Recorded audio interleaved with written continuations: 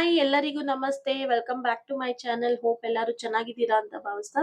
So ಇಂದಿನ reading ಅಲ್ಲಿ ನಿಮ್ಮ ಪರ್ಸನ್ ಅವರ ಪ್ರಸ್ತುತ ಮನಸ್ಥಿತಿ ಏನಿದೆ, ಪ್ರೆಸೆಂಟ್ ಎನರ್ಜಿ ಏನಿದೆ, ನಿಮ್ಮ ಬಗ್ಗೆ ಇರುವ ಸೀಕ್ರೆಟ್ ಫೀಲಿಂಗ್ಸ್ ಏನಿದೆ, ಅವರು ನಿಮ್ಮನ್ನು ಮಿಸ್ ಮಾಡ್ತಾ ಇದ್ದಾರಾ ಎಂಬುದು ಹೇಗೆ, ಮತ್ತೆ ನಿಮ್ಮ ಜೀವನಕ್ಕೆ ವಾಪಸ್ ಬರುವ ಸಾಧ್ಯತೆಗಳು ಇದೆಯಾ ಅನ್ನೋದು ಕಾರ್ಡ್ ಮುಖಾಂತರ ನಾವು ತಿಳ್ಕೊಳ್ಳೋಣ. ಅವರ ಹೃದಯದಲ್ಲಿ ಇನ್ನೂ ನಿಮ್ಮ ಸ್ಥಾನ ಇದೆಯಾ, ಅವರು ಕಾಂಟ್ಯಾಕ್ಟ್ ಮಾಡುವ ಯೋಚನೆಯಲ್ಲಿ ಇದ್ದಾರಾ, ಅಥವಾ ಪರಿಸ್ಥಿತಿಯ ಕಾರಣದಿಂದ ದೂರ ಆಗ್ತಾರಾ? ಈ ಎಲ್ಲಾ ಪ್ರಶ್ನೆಗಳಿಗೆ ಯೂನಿವರ್ಸ್ ನೀಡ್ತಿರುವ ಸಂದೇಶ ಏನು ಅಂತ ನಾವು ಈ ರೀಡಿಂಗ್ ಮೂಲಕ ತಿಳ್ಕೊಳ್ಳೋಣ. ಕೊನೆವರೆಗೂ ನೋಡಿ, ಏಕೆಂದ್ರೆ ಈ ರೀಡಿಂಗ್ ನಲ್ಲಿ ನಿಮ್ಮ ಕನೆಕ್ಷನ್ ಬಗ್ಗೆ ಒಂದು ಪ್ರಮುಖ ಸಂದೇಶ ಹೊರಬರಬಹುದು ಅಂತ ಹೇಳ್ತಾ. So let start the reading. ನೀವು ಯಾರ ಬಗ್ಗೆ ಕೇಳಬೇಕು ಅಂತಿದ್ದೀರಾ ಅವರ ಹೆಸರನ್ನು 3 ಸತಿ ನಿಮ್ಮ ಹೆಸರು ಜೊತೆಗೆ ಸೇರಿಸ್ಕೊಂಡು ನೀವು ಕಾಮ್ ಆಗಿ ಕೂತ್ಕೊಂಡು ಕೇಳಬೇಕು. ಫಸ್ಟ್ ಟೈಮ್ ಯಾರು ನೋಡ್ತಾರೋ ಅವರಿಗೆ ಕನೆಕ್ಟ್ ಆಗುತ್ತೆ. ಅಂಡ್ ರೆಸನೇಟ್ ಆದ್ರೆ ಎಸ್ ಅಂತ ಟೈಪ್ ಮಾಡಿ. ಅಂಡ್ ಪರ್ಸನಲ್ ರೀಡಿಂಗ್ ಬೇಕಾದ್ರೆ ನೀವು ನನ್ನ ವಾಟ್ಸ್ಆಪ್ ನಂಬರ್ ಅಲ್ಲಿ ಕನೆಕ್ಟ್ ಆಗ್ಬೋದು. ಸೊ ಫುಲ್ ಕಾರ್ಡ್ ಬಂದಿದೆ, ಜಸ್ಟಿಸ್ ಕಾರ್ಡ್ ಬರ್ತಾ ಇದೆ, ಅಂಡ್ 7 ಆಫ್ ಕಪ್ಸ್ ಬರ್ತಾ ಇದೆ,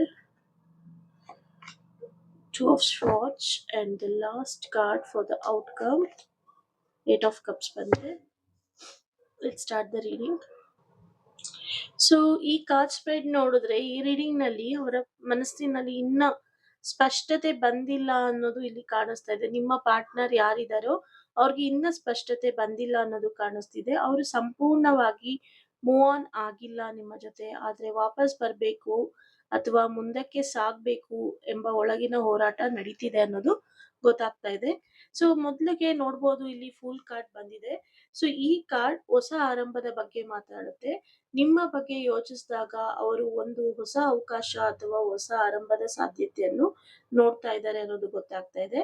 ಆದ್ರೆ ಇಲ್ಲಿ ಫುಲ್ ಎನರ್ಜಿ ಇರೋದ್ರಿಂದ ಇನ್ನು ಒಂದು ಕ್ಲಾರಿಟಿ ಇಲ್ಲ ಅನ್ನೋದು ಗೊತ್ತಾಗ್ತಾ ಇದೆ. ಅವರು ತಮ್ಮ ಮುಂದಿನ ಹೆಜ್ಜೆ, ಮುಂದಿನ ಸ್ಟೆಪ್ ಏನ್ ಎಂಬುದನ್ನು ನಿರ್ಧರಿಸೋದಕ್ಕೆ ಇನ್ನೂ ರೆಡಿ ಇಲ್ಲ ಅನ್ನೋದು ಗೊತ್ತಾಗ್ತಾ ಇದೆ. ಬಟ್ ಸ್ಟೆಪ್ ತಗೊಳ್ಬೇಕು ಅನ್ನೋದೊಂದು ಪ್ಲಾನ್ ಅಲ್ಲಿ ಇದೆ ಅವರಿಗೆ. ಬಟ್ ಇಲ್ಲಿ ನೋಡ್ಬೋದು ಸೆಕೆಂಡ್ ಕಾರ್ಡ್ ಜಸ್ಟಿಸ್ ಕಾರ್ಡ್ ಬಂದಿದೆ. ಸೊ ನಿಮ್ಮ ನಡುವಿನ ಪರಿಸ್ಥಿತಿ ಏನಿರ್ಬೋದು, ಬಟ್ ಅವರು ಬಹಳ ಗಂಭೀರವಾಗಿ ತುಂಬಾನೇ ಯೋಚನೆ ಮಾಡ್ತಾ ಇದ್ದಾರೆ ಅನ್ನೋದು ಇಲ್ಲಿ ಗೊತ್ತಾಗ್ತಾ ಇದೆ. ನಿಮ್ಗೆ ನ್ಯಾಯ ಸಿಗ್ಬೇಕು, ನಮ್ಮಿಬ್ರಿಗೂ ನಮ್ಮ ಪ್ರೀತಿಗೆ ನಮ್ಮ ಕನೆಕ್ಷನ್ಗೆ ನಾನು ಜಸ್ಟಿಸ್ ನ ಕೊಡ್ಬೇಕು ಅನ್ನೋದು ಹೇಳ್ತಾ ಇದ್ದಾರೆ. ಹಿಂದೆ ಏನಾಯ್ತು, ಯಾವ ಯಾರು ಸರಿಯಾಗಿದ್ರು, ಯಾರು ತಪ್ಪಾಗಿದ್ರು ಎಂಬುದರ ಬಗ್ಗೆ ಅವರು ತುಂಬಾನೇ ಯೋಚನೆ ಮಾಡ್ತಾ ಇದ್ದಾರೆ.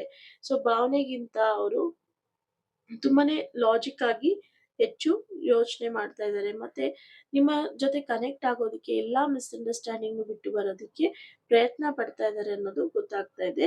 ಸೊ ಇಲ್ಲಿ ಥರ್ಡ್ ಗೆ 7 ಆಫ್ ಕಪ್ಸ್ ಬಂದಿದೆ, 7 ಆಫ್ ಕಪ್ಸ್ ಬಂದಿದೆ. ಸೊ ಈ 7 ಆಫ್ ಕಪ್ಸ್ ಏನ್ ಹೇಳ್ತಾ ಇದೆ ಅಂದ್ರೆ, ಅವ್ರ ಮನಸ್ಸಿನಲ್ಲಿ ತುಂಬಾ ಗೊಂದಲ ತುಂಬಾ ಇದೆ, ತುಂಬಾ ಕನ್ಫ್ಯೂಷನ್ಸ್ ಇದೆ.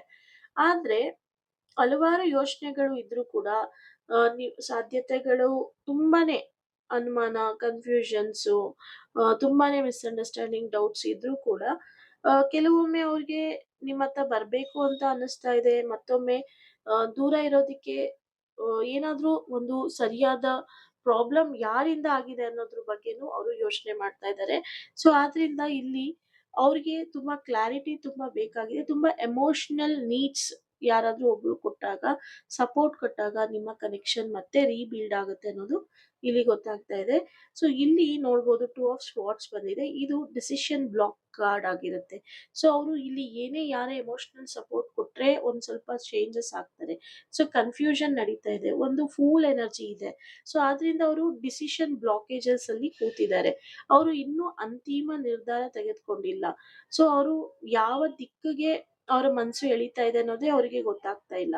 ಸೊ ಆದ್ರಿಂದ ಇಲ್ಲಿ ಯಾವ್ದೇ ತರ ಅವರು ಆಕ್ಷನ್ ತಗೊಳ್ಳೋದಿಕ್ಕೆ ಸಾಧ್ಯತೆನೇ ಇಲ್ಲದೆ ಇರೋ ತರ ಎಲ್ಲದಕ್ಕೂ ಡಿನಯಲ್ ಹಾಕೊಂಡು ಕುತ್ಕೊಂಡಿದ್ದಾರೆ ಅನ್ನೋದು ಇಲ್ಲಿ ಗೊತ್ತಾಗ್ತಾ ಇದೆ. ತುಂಬಾನೇ ಶಾರ್ಪ್ ಆಗಿ ಯೋಚನೆ ಮಾಡ್ತಾರೆ. ಅಂತ ವ್ಯಕ್ತಿನೇ ಡಿಸಿಷನ್ ತಗೊಳ್ಳೋದಿಕ್ಕೆ ಆಗ್ತಾ ಇಲ್ಲ ಅನ್ನೋದು ಇಲ್ಲಿ ಗೊತ್ತಾಗ್ತಾ ಇದೆ. ಸೊ ಇಲ್ಲಿ 8 ಆಫ್ ಕಪ್ಸ್ ಬಂದಿದೆ. ಹೊರಗೆ ನೋಡಿದ್ರೆ ಅವರು ಮೂವ್ ಆನ್ ಆಗಿರುವಂತೆ ಕಾಣಿಸ್ಬೋದು ನಿಮ್ಗೆ. ಆದ್ರೆ ಈ ಕಾರ್ಡ್ ಯಾವಾಗ್ಲೂ ಭಾವನೆಗಳೇ ಇಲ್ಲ ಅನ್ನೋದು ಎಂದು ಹೇಳೋದಿಕ್ಕಾಗಲ್ಲ. ಸೊ ಈ ಕಾರ್ಡ್ ಬಂದಾಗೂ ಅಷ್ಟೇನೆ, ಎಷ್ಟೇ ದೂರ ಇದ್ರೂ ಕೂಡ ಭಾವನೆಗಳು ಇಲ್ಲ ಅಂತ ಹೇಳುತ್ತೆ. ಸೊ ಅದೇ ತರ ನಿಮ್ಮ ಪಾರ್ಟ್ನರ್ಗೂ ಕೂಡ ನೀವು ನೋಡಿದ ತಕ್ಷಣ ಅವ್ರಿಗೆ ಭಾವನೆನೇ ಇಲ್ಲ, ಫೀಲಿಂಗ್ಸೇ ಇಲ್ಲ ಅಂತ ನೀವು ಅನ್ಕೋಬಹುದು. ಬಟ್ ಅವರಿಗೆ ಕೆಲವು ಒಂದು ನೋವು, ಗೊಂದಲ ಅಥವಾ ಉತ್ತರನೇ ಸಿಗದೆ ಇರೋ ಕಾರಣದಿಂದ ನಿಮ್ಮಿಂದ ಸ್ವಲ್ಪ ದೂರ ಇರೋದಕ್ಕೆ ಪ್ರಯತ್ನಿಸ್ತಾ ಇದ್ದಾರೆ. ಬಟ್ ಇಲ್ಲಿ ಅವರಿಗೆ ಖಂಡಿತ ಕ್ರಾಸ್ ರೋಡ್ಸು, ಎಂಪ್ಟಿನೆಸ್ ಇರೋದ್ರಿಂದ ಅವರ ಎನರ್ಜೀಸು ತುಂಬಾನೇ ಖಾಲಿ ಖಾಲಿ ಆಗಿರೋದ್ರಿಂದ ಸೊ ನಿಮಗೆ ಆ ಥರ ಅನ್ಸೋದ್ರಲ್ಲಿ ತಪ್ಪೇನಿಲ್ಲ. ಬಟ್ ಅವರಿಗೆ ನಿಜವಾಗ್ಲೂ ನಿಮ್ಮ ಮೇಲೆ ಫೀಲಿಂಗ್ಸ್ ಇದೆ.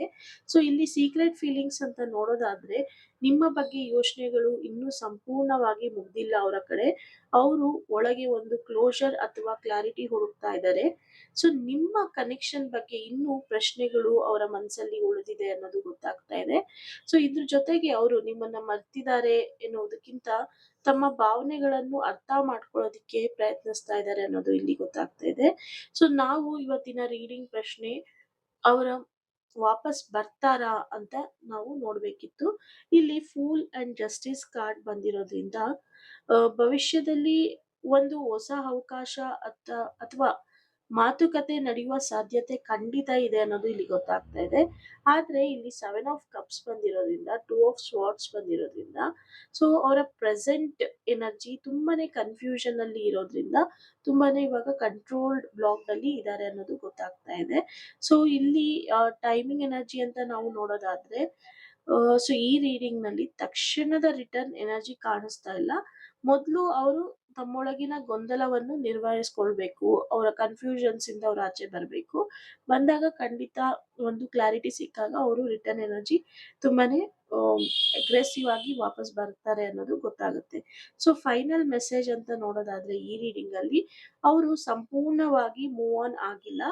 ಆದ್ರೆ ಈಗಿನ ಪ್ರೆಸೆಂಟ್ ಸ್ಥಿತಿಯಲ್ಲಿ ಸ್ಪಷ್ಟ ನಿರ್ಧಾರ ತೆಗೆದುಕೊಳ್ಳೋ ಮನಸ್ಥಿತಿಯಲ್ಲಿ ಅವರು ಇಲ್ಲ. ಸೊ ನಿಮ್ಮ ಬಗ್ಗೆ ಯೋಚನೆಗಳು ಮತ್ತೆ ಭಾವನೆಗಳು ಇನ್ನೂ ಉಳಿದಿವೆ. ಅವರು ನಿಮ್ಮಿಂದ ದೂರ ಏನೂ ಆಗಿಲ್ಲ, ಒಟ್ಟು ಯೋಚನೆಗಳು ಮಾಡ್ತಾ ಇದ್ದಾರೆ. ಆದ್ರೆ ಗೊಂದಲ ಮತ್ತು ಒಳಗಿನ ಹೋರಾಟ ಅವರನ್ನ ಆಕ್ಷನ್ ತೆಗೆದುಕೊಳ್ಳೋದಿಕ್ಕೆ ತಡೀತಾ ಇದೆ, ಬ್ಲಾಕ್ ಮಾಡ್ತಾ ಇದೆ. ಸೊ ಪ್ರೆಸೆಂಟ್ ಸಿಚುಯೇಷನ್ ಸ್ಪಷ್ಟತೆ ಅವರಿಗೆ ಕ್ಲಾರಿಟಿ ಸಿಕ್ಕ ನಂತರ ಅವರು ಮುಂದಿನ ಸ್ಟೆಪ್ನ ಇಡುವ ಸಾಧ್ಯತೆ ಹೆಚ್ಚಾಗಿದೆ ಅನ್ನೋದು ನಮಗೆ ಇಲ್ಲಿ ಗೊತ್ತಾಗ್ತಾ ಇದೆ.